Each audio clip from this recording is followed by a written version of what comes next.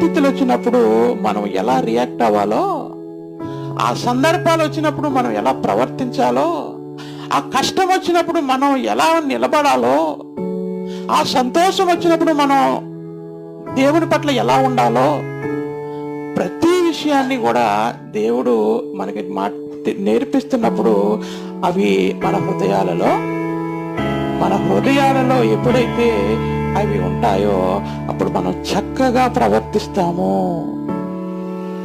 ఏం చేస్తాము? చక్కగా ప్రవర్తిస్తాము. ఆ జ్ఞానము, ఆ తెలివి మనకు లేకపోవడం వలన ఏమండి మనము దేవునికి దూరం అయిపోతాము. దేవునిలో సరిగా నిలబడలేమండి. ఏం చేయలేమమ్మా?